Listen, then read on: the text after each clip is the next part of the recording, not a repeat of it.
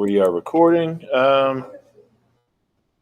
You know what? The first word for attendance, even though it hasn't started yet, be groundhog. Because today is Groundhog Day. So for those of you who are online right now, your words start early. Tasha and Cooper and Hughes and Fisher and Mullins. The first word is groundhog, and of course you guys can send them in too if you want. So you will get more extra credit words than everyone else who gets the rest of the extra credit words because you got here early. So you'll get a little bit more extra credit than they do. Just don't forget, send them before 9 a.m., please. I know I have a lot of weird, seemingly arbitrary rules, but I promise they're not arbitrary. All these weird little things I do, they're for a reason. Like all the stupid questions at the beginning of the videos you watch, where it's like, what kind of grapes do you like or whatever? It's for a reason. I mean, a little bit of it is because, I do want to get to know you, but who really cares what kind of grapes people like? But there are reasons. Anyway, Cooper's online.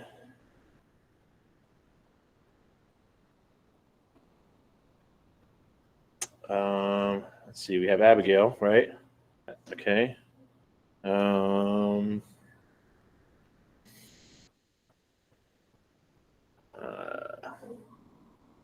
to make fewer guesses, wrong guesses.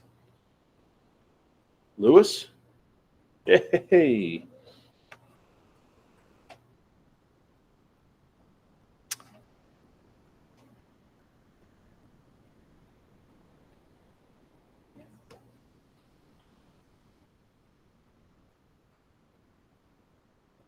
Well, anyway, since we're recording and we're all here anyway, I'll do reminders as opposed to announcements, so I'm not going to say anything new right now. Just remind you stuff I've said before. Good morning. Actually, this is kind of new. Unless it's relevant to you, then it's not new. So like I keep saying, I'm behind with grading and stuff. This is the first time it's ever happened. You guys, it's the first time almost everyone's turning things in on time. And usually, you know how like when you guys make mistakes on the apps, I'll leave a comment and I'll say, hey, reply to this or fix this and let me know when you're done. I've been doing that for years now. And this is the first time in the beginning of the semester that people are doing it. Usually people just take their grade and like, oh, I could fix that, but whatever, I'm fine with my grade. So again, you guys are keeping me busy in a good way. Jones is online. Do we have, let's see, is it Crowder? Yep. Crowder? Nah, I was close. I was in the right vicinity physically. Actually, it's 7:59. I'll just start from the top. Abigail is here. Kincaid is here in red. Andrea, not here yet. Mullins is online. Lewis is here. Cooper is online. Hunter is here. Caleb is not here. Crowder? I'm sorry, I did that. Still here. 45 seconds later. Hasn't gone anywhere. Reinhardt. Isabel's not here yet. Julie is not here yet. Rogers? Talbert? Talbert? Nope. Okay, sorry. Kennedy is here. Excuse me. Hannah is not here yet. Larissa is here. Madeline. Yep. Thought that was you in red. Galloway is not here. Cook is here in red. Durgan is here in red. Samuel. I should probably drop it anyway. Tate is here. Burton is online. Kinder? Yes, is here. Jones is online. I think everybody's accounted for, but just because I'm recording and to go through this list. Canterbury is not here. Sorry. We haven't gone through everybody in the list. Prowse is not here. Hobson is not here. Ray is not here. Fisher is online. Did I miss anybody? All right. Let me pull this up. I'd like to have my plan B ready to go. If this thing fails, I'm going to have to jump onto this thing. I'll make a smooth transition with it.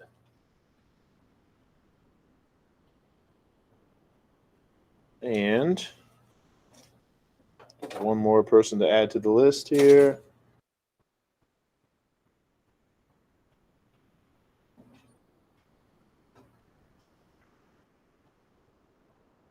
That is Hannah. Hannah is here.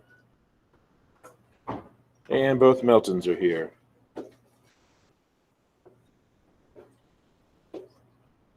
There we go. Now we are set. Now officially, anybody who comes in after this is late. Let's jump back into this. So I really don't think we'll finish this chapter today, which means we'll probably finish it on Monday or Wednesday. And again, when it comes time to figure out when we're going to take the exam, I will come to you for your input.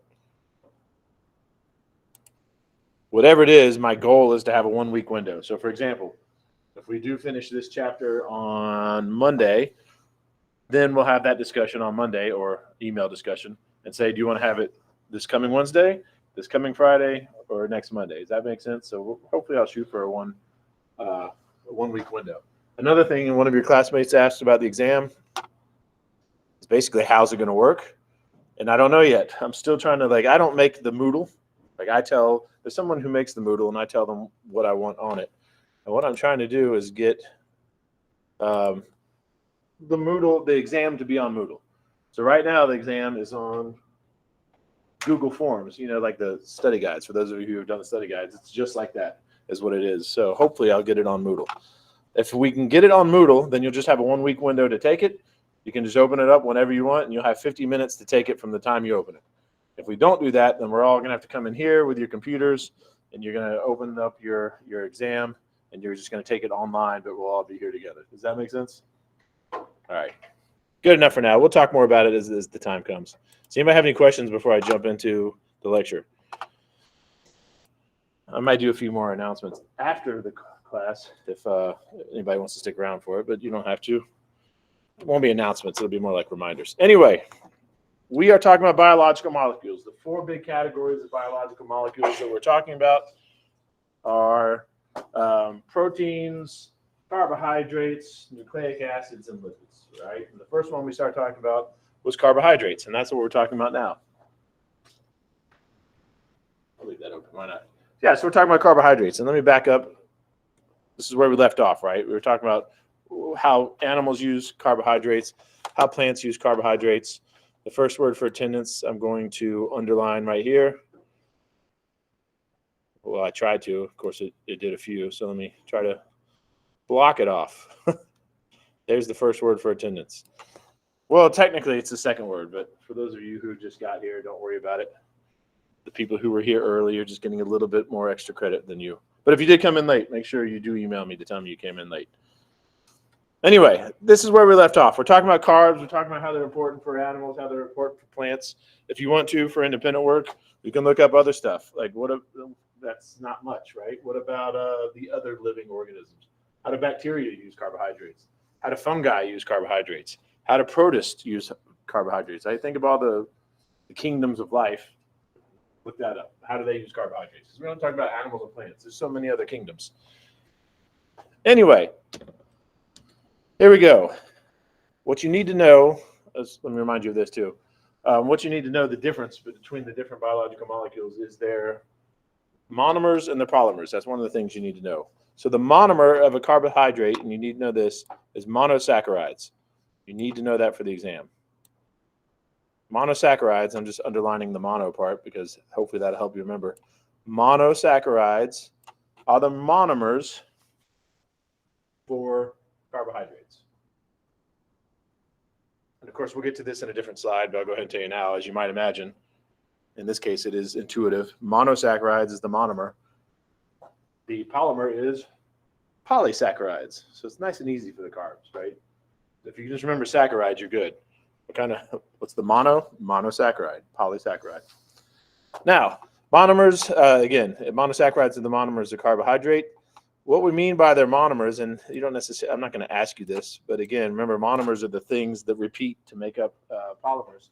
And in this case, let's reiterate this fact that they can't be broken down into smaller sugars, right? That's the smallest it gets. You can break down a sugar You can break down glucose, for example, but once you break it down, it is no longer considered a sugar.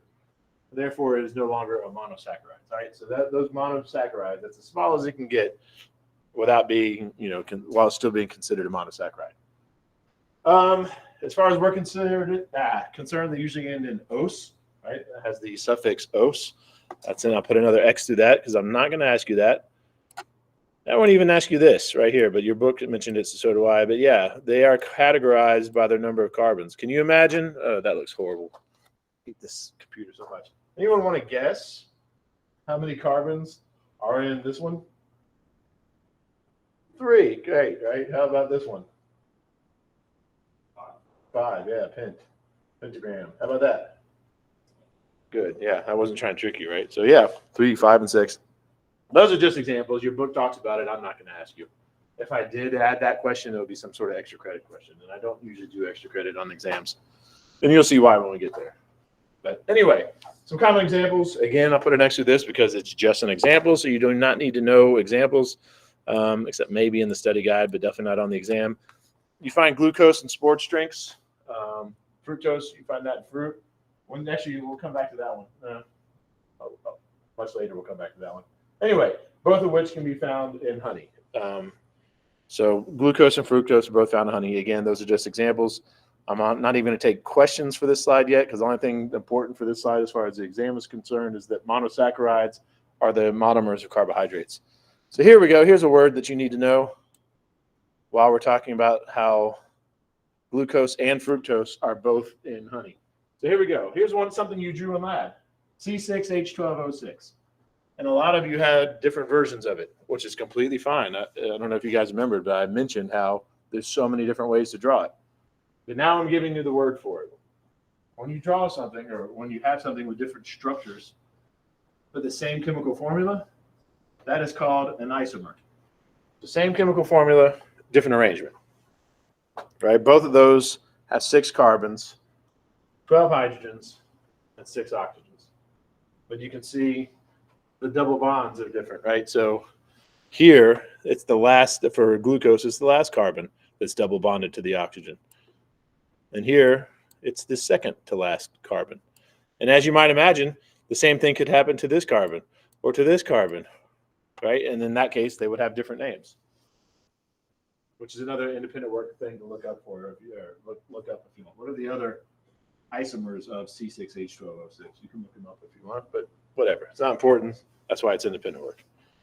So yes, now you know what an isomer is. And also keep in mind, we now have 2 words that you need to know with the prefix of iso. Does anybody remember? Man, I can't talk this morning.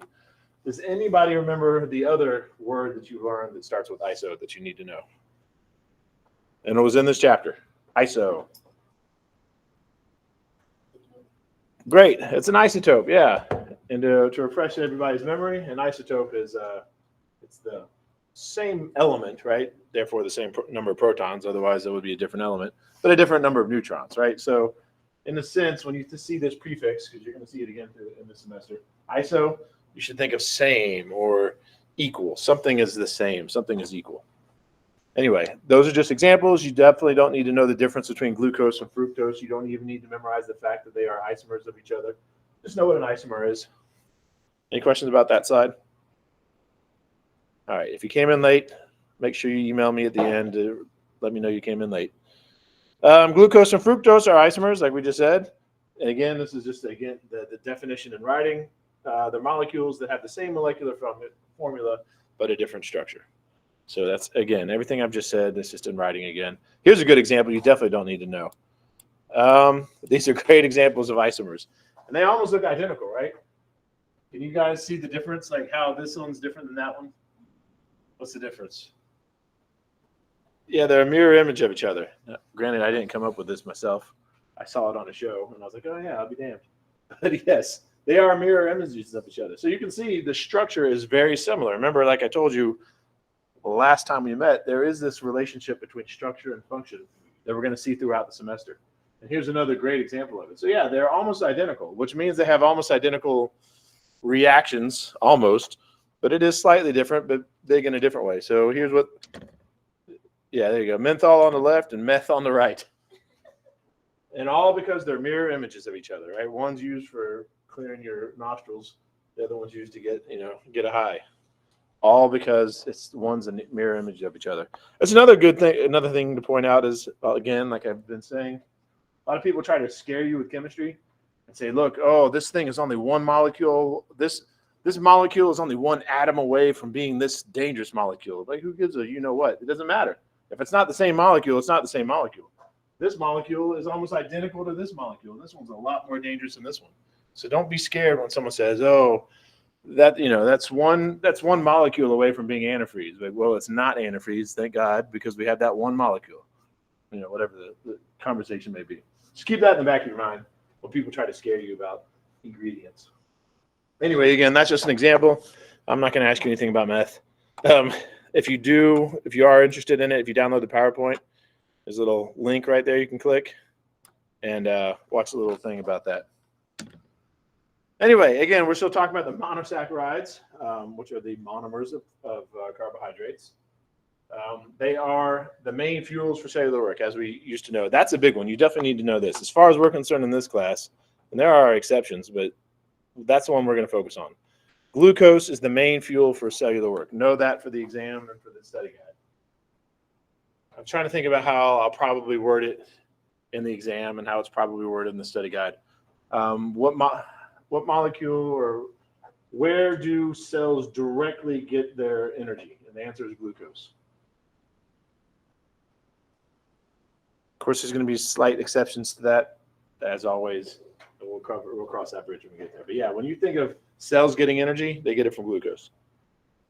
There'll be another test question where it says, where does the energy ultimately come from? And that'll be on the next exam.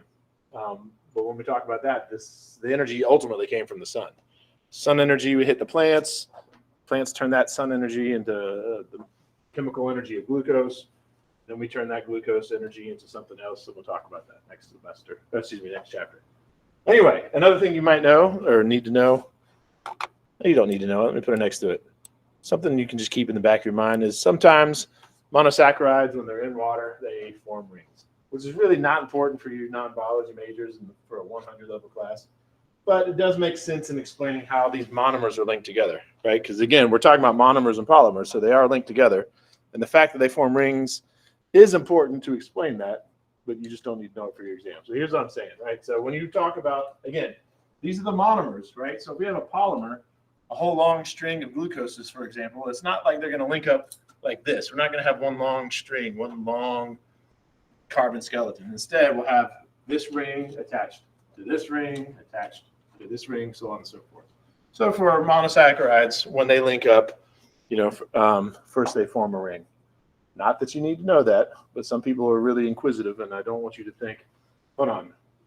You'll see a lot of pictures like this with these things linked up. And if I didn't show you this first, you might be like, well, this is glucose, so what are these little circular things? So now you know. Anyway, any questions about that slide? All right. So we just got finished talking about monosaccharides. Again, monosaccharides are the monomers of carbohydrates, and now we're taking it up one step. So beyond monosaccharides, we have disaccharides. And as you can see right here, disaccharides, as you might imagine, have two sugars. The monosaccharides are one sugar. Disaccharides are two sugars. These are just examples. You definitely don't need to know. I mean, there might be questions on the study guide, but not on the exam. Sucrose, lactose, maltose, those are just some examples. For independent work, you can look up some other disaccharides. I like this picture. This one's not from your exam or from your textbook, but it says digestible disaccharides in foods. So that should tell you there's probably other disaccharides out there, like maybe indigestible disaccharides not found in food. You can look it up if you want. Anyway, again, those are just examples. I will point this one out, though. Probably won't ask you any of these on the exam, but if I asked any of them, it'd probably be sucrose, because that's the one people are most familiar with. When people use the word sugar, like outside of a biological conversation, that's usually what they're talking about. When you go to the store for sugar, that's what you're getting, right? Table sugar is sucrose, and it's made up of glucose and fructose. Anyway, any questions about disaccharides so far? All right. If you download the PowerPoint, you can watch this glucose and this fructose coming together to form sucrose. The next slide, I think, shows it, right? This is an animation that I'm not going to show you. You can watch it if you want. But the next slide is just a picture of it. So let's see if anybody remembers this from last time we talked. What kind of reaction is it when we bring these two together? I only taught you about two kinds of reactions. Does anybody remember which one this is? Let's see, alphabetically, the two options are dehydration or hydrolysis. Does anybody remember which of the two it is when you bring stuff together? Good guess, but it is dehydration. Oh, you did say it. I'm sorry. You said it. I heard it wrong. Yes, dehydration. One way you could tell is by this. I mean, this isn't a perfect picture, but you see here's a monomer. Here's a monomer. There's no water, right? So remember, like I said last week, if there's no water in the reactants, then it's a dehydration reaction because the water comes out in the products. But again, that's just an example. You definitely don't need to know that lactose is made up of glucose and galactose. You don't need to know that. If anything, all you need to know is that when you bring two things together, we call that a dehydration reaction. So this is just reminding you what I taught you last time we met. And then a dehydration reaction, you produce water, right? I guess you could say you dehydrate the reactants to produce water, if that helps you. Any questions about that side? All right, this will be the next word for attendance. There's a few ways you could describe that thing. You could describe it by its contents or what it is. Even the contents. I mean, I think I know what the contents are. I could have a guess, but you might interpret it some way else. So however you want to describe that, that is the next word for attendance. Anyway, let's move forward. So we're still talking about disaccharides. Again, these are just examples. Your book included them, and so am I. Really quickly, just to let you know, these are some examples. You've got lactose in milk. So if you want for independent work, you can look that up. Like where else can you find lactose anywhere else? Can you find maltose somewhere other than beer, malted milkshakes, or Whoppers? That's what you call the malted milk balls. Or sucrose. Can you find that in other places other than table sugar? Anyway, again, just examples. Sucrose is the main carbohydrate in plant sap. So when you get a plant sap, right? So for example, maple syrup, right? That's plant sap. So sucrose is the main carbohydrate that you would find in plant sap. Sucrose, not that you need to know this for the exam, but it's a little bit sweeter than glucose. Fructose is a little bit sweeter than sucrose, which is where we get this, right? This is why we have high fructose corn syrup. It's made by a commercial process that converts the glucose into the much sweeter fructose. And as you're going to learn later, starch, like you can see here, there's corn, right? And you should probably associate corn with starch. In this case, you should definitely associate corn with starch because they take the starch out of the corn, they break it down into its monomers. Its monomers are glucose, and then they convert that glucose to fructose. And again, fructose is a little bit sweeter than glucose and sucrose. So that's why it's used. Well, one of the reasons. And again, that's a decent independent work topic if you want to look into it. Why is it that so many sugars or drinks, for example, or even food, a lot of food, why is it in anything that normally should use sugar is using high fructose corn syrup instead? What is it about it? Is it a taste decision? Is it a cost decision? Is it a health decision? That being said, are there any health side effects, right? Is corn syrup worse than sucrose? Or is sucrose worse than corn syrup? How? These are all things you can look up for independent work because you don't need to know them for the exam. Anyway, any questions so far about these disaccharides? Again, this is not in the textbook. So this is from your old textbook. I just thought I'd throw it out there because these are things you're really going to come in contact with in your life. You're going to hear about high fructose corn syrup. You're definitely going to hear about sugar. Some of you might have some. What's in your drink? What kind of drink do you have back there, Isabel? Is it energy drink? Does it have sugar, or what's the first ingredient? Probably water. I don't know. Yeah. But anyway, it might have sugar in it, some sort. I don't know. So again, this is from your last textbook. You don't even know this, but for the exam. But it is interesting to know because again, this is in your everyday life. We take the starch out of there. We break that down into its monomers, which is glucose. We do some fancy chemistry and turn that glucose into fructose. And you remember they're isomers, so all we had to do was change where that double bond was. And then there we go. Now we have high fructose corn syrup, and we can put it into sodas. And I'm really no expert on it. All I know is from what I've been told that high fructose corn syrup is generally considered to be unhealthier than sugar. But I honestly don't even know why. I haven't looked into it. Because they're both sugar, right? They're both, it seems to me like it would be equal. Another thing is, I do know that fructose is sweeter. So it seems to me you could have fewer molecules of fructose in your ingredient list than you would sucrose. So wouldn't that make it have less calories? I don't know. Look, all things you can look into for independent work if you want. This is also not in your textbook. It was in your old textbook, but again, so I'm not going to test on this, but it is relevant to your everyday life. This is why I kept it in this PowerPoint, even though we don't use that old textbook anymore.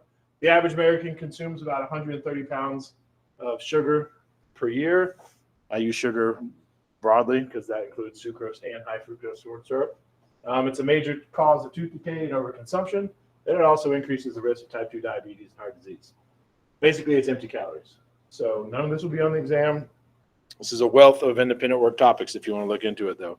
So that number is from 2016. So is that number still accurate? How much do Americans consume now? How about other countries? How about the world in general? What are some other bad things about sugar? Yeah, we have tooth decay, overconsumption, type 2 diabetes and heart disease. That's listed. But what are some of the other things that's bad about sugar? You can look it up if you want to for independent work.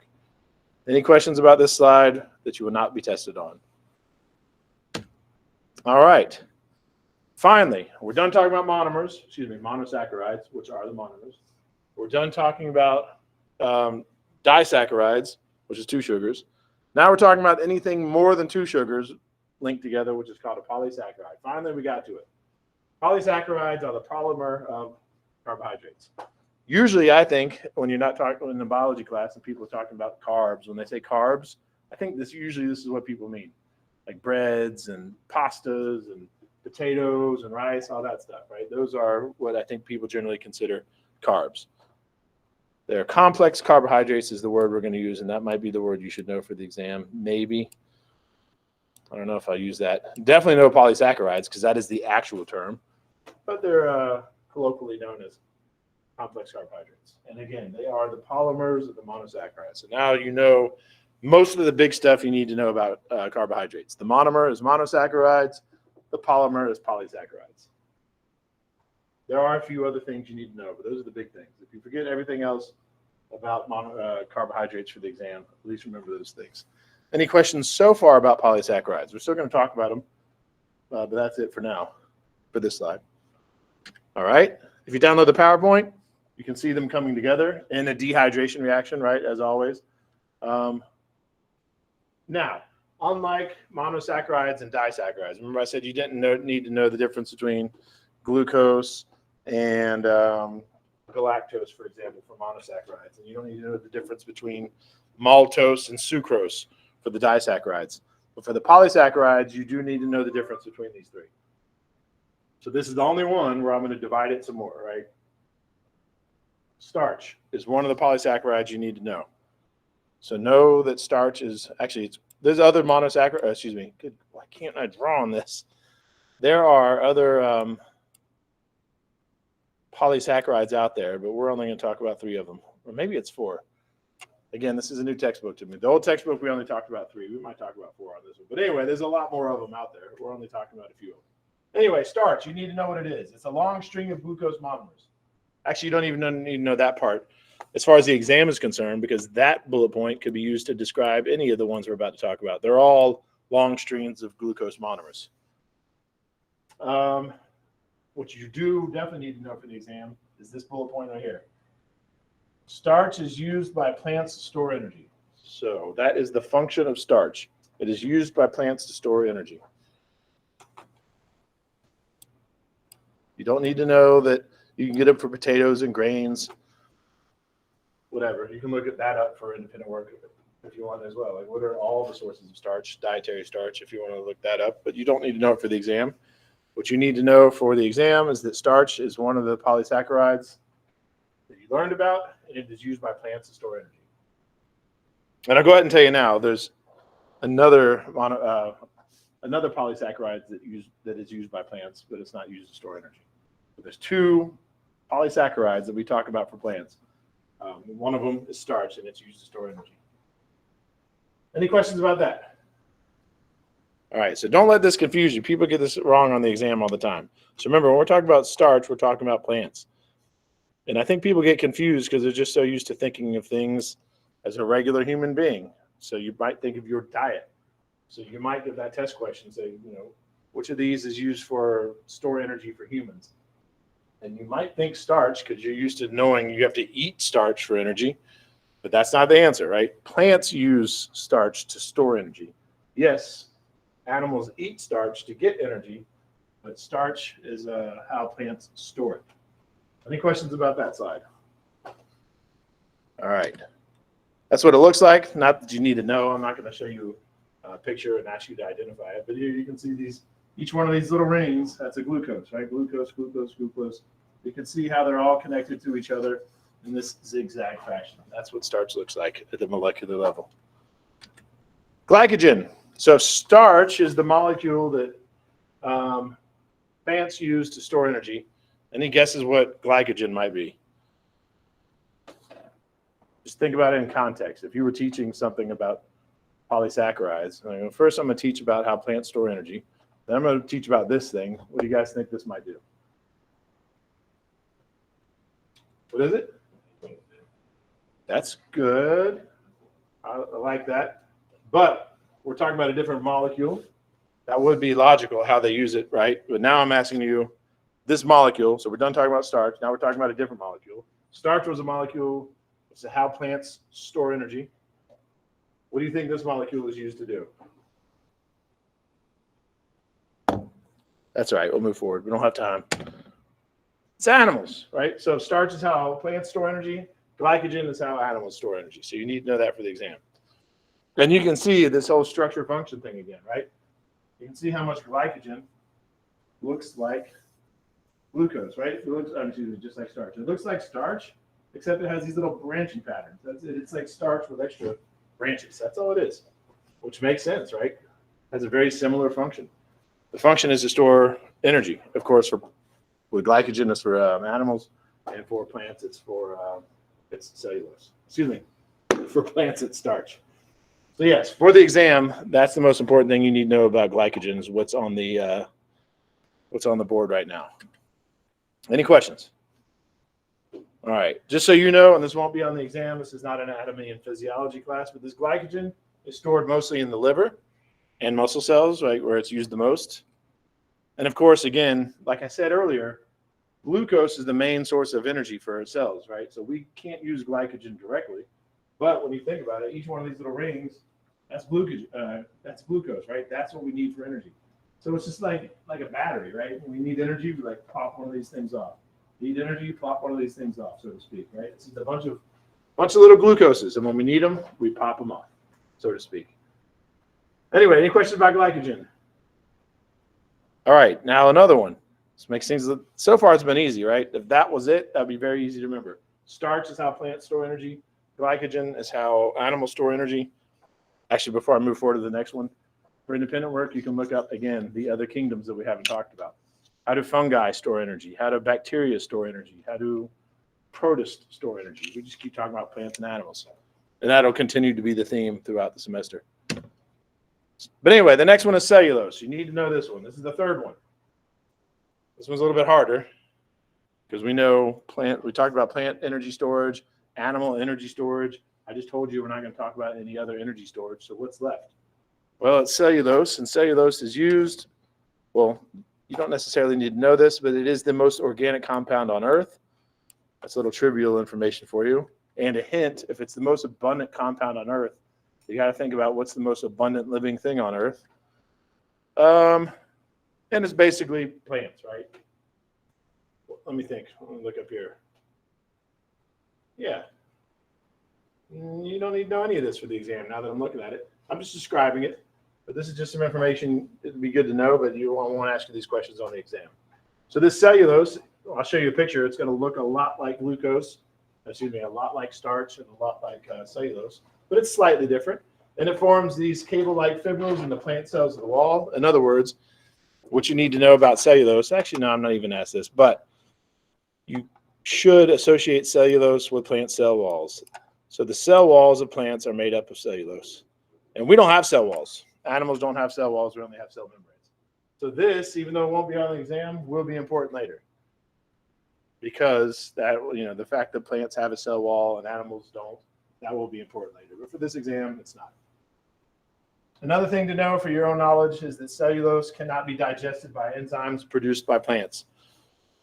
So this is why animals, this is why animals cannot break down cellulose unless they have some things in their guts that can do it for them.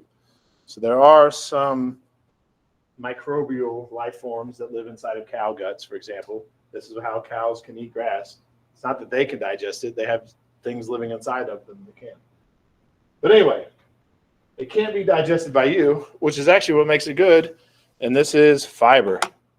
That's definitely something good to know. Not because I'm going to ask you on the exam, but you hear that word all the time, right? Fiber is good for you. It's a really good part of your diet.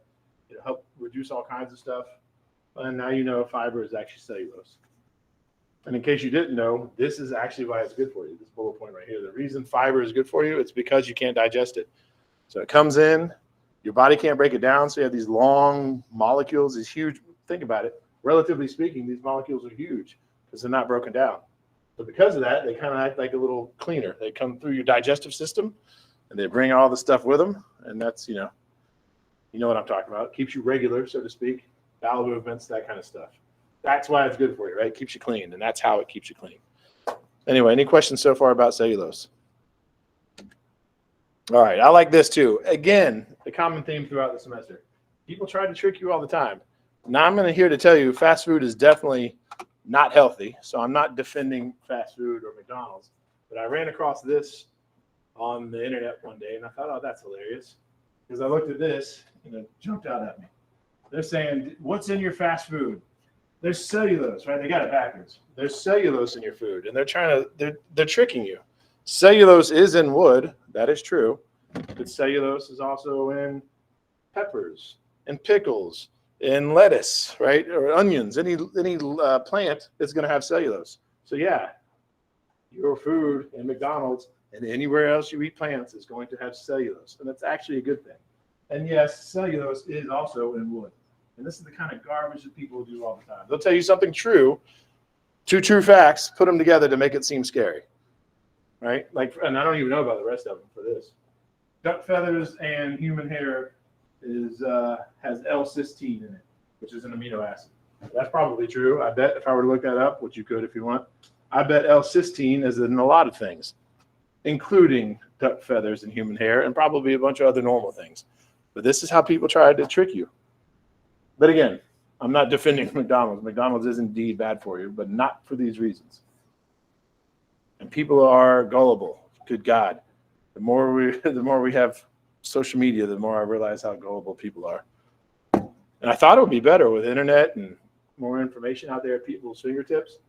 But not only is there information, but there's also misinformation. So if anybody were to look this up and they're looking to find out that there's wood in their McDonald's food, they'd probably find some source that says that, because you could find a source that says any kind of garbage.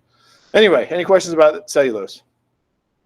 All right, here's what it looks like. Like I said, it looks very familiar, right? That's a bunch of glucose monomers bonded together. And of course, this time it's not zigzaggy. And again, structure function. Something about that zigzag is how we store energy. Something about it being straight is how we use it for structure. Anyway, any questions, again, about cellulose or starch or glycogen? Oh, yeah, there's a fourth one. Okay, I knew there was a fourth one. So your old textbook didn't talk about this one. Your new textbook does. And I don't think this one's on the new exam or not yet. I don't remember. Anyway, let's talk about the fourth type of polysaccharide, the final one for us anyway, chitin. Chitin is a nitrogenous carbohydrate. So yeah, we're talking about carbs, and so far all the carbs we're talking about, only have carbon, hydrogen, and oxygen. Not that you need to know that. But these types of carbohydrates happen to have nitrogen in them. Not that I'm going to ask you that, but that's one of the things that makes chitin different than the rest. And basically, chitin is an arthropod exoskeleton. So the exoskeleton of this spider, or that grasshopper, or that crab, right? They all have chitin in them. So if anything, that's what you need to know for the exam. Chitin is used as an arthropod exoskeleton. And of course, this is not a biodiversity class, so you don't necessarily need to focus on the word arthropod, because for this multiple choice exam, I'm not going to give you choices like is it an arthropod exoskeleton or make up some other organism. I'm not going to do that. Really, if you're making a not study guide, but flashcard, you could put chitin and then exoskeleton, right? That's the only exoskeleton that we're going to talk about. So you should associate chitin with exoskeletons, and you'll be fine for the exam. Any questions about chitin? So here's it's a little great. This is not found in a textbook. If you're studying, I recommend studying this slide of the PowerPoint because it's all condensed into one thing, right? Because a lot of the questions on this exam are going to be comparing and contrasting different things, and you're definitely going to need to compare and contrast starch, glycogen, cellulose, and chitin, right? Which one is used as energy storage for plants? Starch. Which one's used as energy storage for animals? Glycogen. Which one's used for plant cell structure or cell walls? Cellulose. What is used as exoskeleton? Chitin. Right. So that's what you need to know. That's all right there on that side. Let's see. Now we'll keep going. Any questions so far? Making good time. I'm in a little bit of a rush. We're a little bit behind. And there's some pictures again, looking at the structure of starch, glycogen, and cellulose. And again, you can see they're similar, very similar. And like I said, structure, function. And it's funny too that you can see how starch and glycogen look more alike than cellulose, which makes sense too, right? Because starch and glycogen is both used for energy storage. Cellulose is used for structure. So it would make sense that they would, the other two would have a similar structure. And cellulose would look completely different because it has a completely different function. All right, we're done talking about the first category, which was carbohydrates. Now we're talking about the second category, which is lipids. I should also point out this is arbitrary, the order in which I'm giving these to you. It's not like carbohydrates are more important than lipids, which are more important than proteins or nucleic acids. None of that. This is just the order that we happen to be giving it to you. Lipids. Before we talk about lipids, let's compare and contrast them to carbs very quickly. One of the things I did not tell you about carbs is this. They are hydrophilic. You need to know what that word means. You need to know that carbs are hydrophilic. Hydrophilic means they're water-loving, or in other words, they will mix with water. Carbs will mix with water. You have sugar, and you can dissolve it in water, right? If you have starch, if you were to break the starch down into its pieces, it would dissolve in water. So carbs are hydrophilic. They dissolve in water. And they're also attracted to other hydrophilic things. Oh, and also, again, this is a good time to remind you, anything that's hydrophilic, I don't know if I want to make that statement. Anything that we're talking about that's hydrophilic is going to be polar. The reason it's hydrophilic is because it has a partial charge. One side's partially positive, one side's partially negative. That's what makes it hydrophilic. That's what makes it attracted to water. That's what makes it attracted to other hydrophilic things. Now, lipids, on the other hand, are the opposite. They are hydrophobic. They are unable to mix with water. They are nonpolar. So lipids will mix with other lipids. The lipids will not mix with carbs. Likewise, carbs will mix with other carbs, but not lipids. So you definitely need to know what those two words mean, hydrophobic, hydrophilic. That will be important later when we talk about how cells work. So yeah, we're talking about carbs and lipids right now, but later when we talk about how cells actually function and how they're built, these are terms that we're going to use. But also, this picture is a great example, right? Because here you have oil, which is hydrophobic. Vinegar, not that you need to know this, but vinegar is hydrophilic. It's a type of acid, and that acid is polar, and it mixes with water. So that's what it looks like when you put it together, right? And what happens when you shake it up? If you were to shake it, like if that was a salad dressing, what would happen if you shake it up?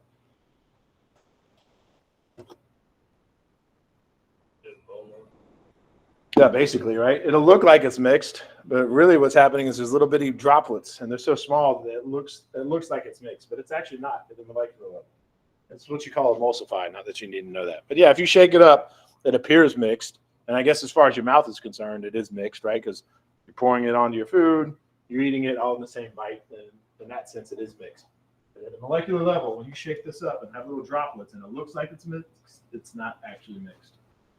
Anyway, any questions about hydrophilic and hydrophobic? All right. Yeah, let's move on. Before I talk about this slide, this will be the next attendance word.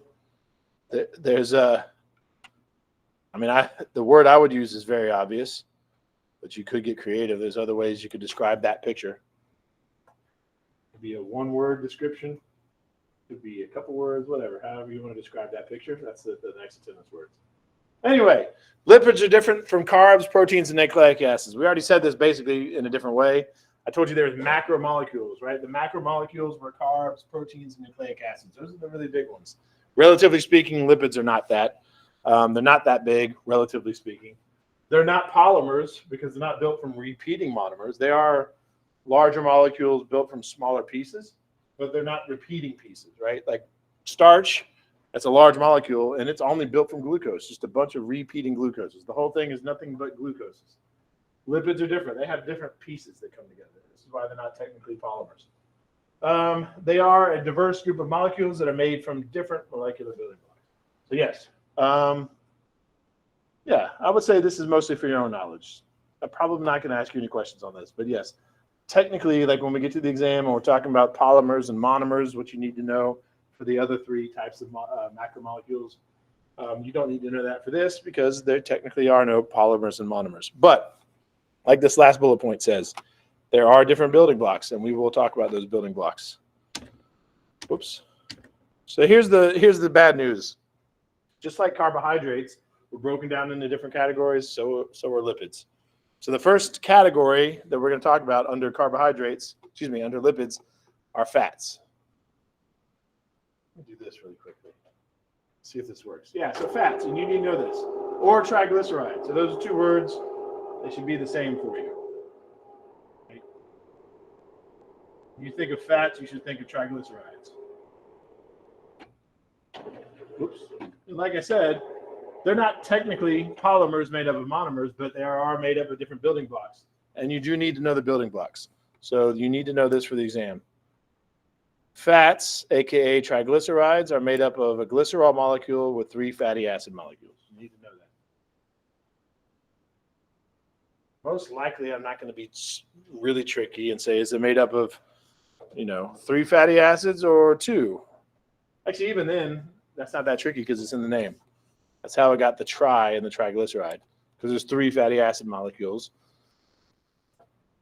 Anyway, I haven't told you what a fatty acid is yet. Here you go. A fatty acid is a long, energy-rich molecule. And I showed you a picture of one when we first started this chapter, when I showed you a picture of a hamburger and a gasoline can, and I showed you that long molecule. That was a fatty acid. So here we go. We're back at it now. They're so energetic, not that you need to know this for the exam, but they have twice the energy of carbs. I'm trying to remember how exactly what it was. Pretty sure that's per molecule. Like if you would take, no, that wouldn't make sense. Maybe it's per weight. Like if you have a gram of carbs versus a gram of fatty acids, I think that's twice the energy. It's also stored in adipose cells. Does anybody know what adipose cells are? It's these things I've been collecting for a year since I started this new textbook. Anyway, it's fat cells, right? Adipose cells are just fat cells. Not that you need to know that. So again, actually, let me get rid of that. That kind of indicates you need to know that, but you don't. What you need to know is this first bullet point right here. A typical fat or triglyceride is a glycerol molecule with 3 fatty acid molecules. Yes, keep in the back of your mind that they're really energy rich, but I'm not going to ask you about that. Yeah, so that's it for now. We're still going to talk about them. Are there any questions so far? And to remind you, we don't have a should I erase? Yeah, it is. So remember, we're talking about lipids. And under that category, we have let's put triglyceride, TG for short. All right, that's just one of the types of lipids that we're talking about.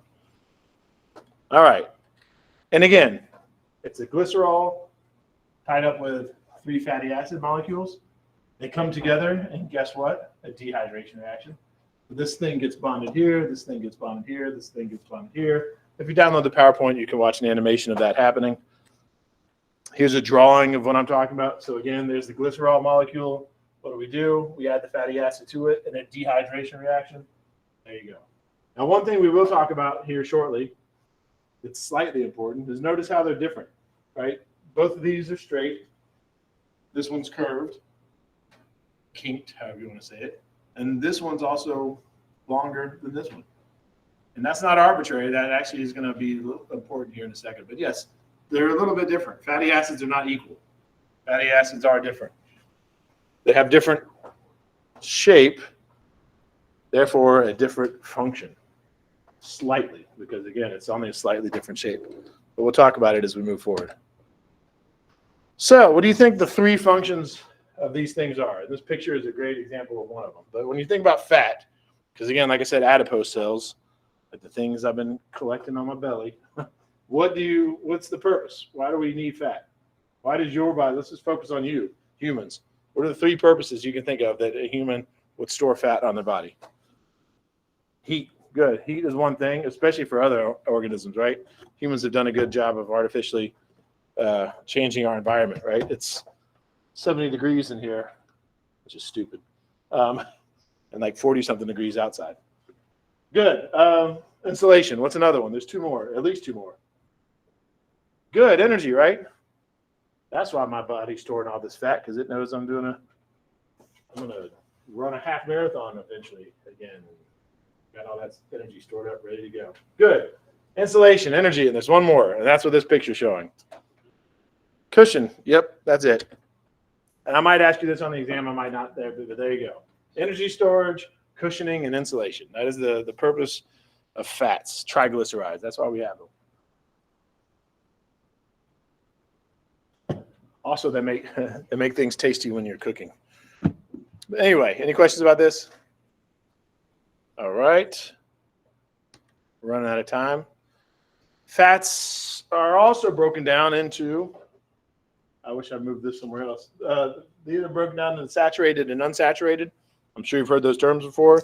It's an important distinction. And I guess when we get back on Monday, we'll just pick up there. So the last word for attendance, let's see.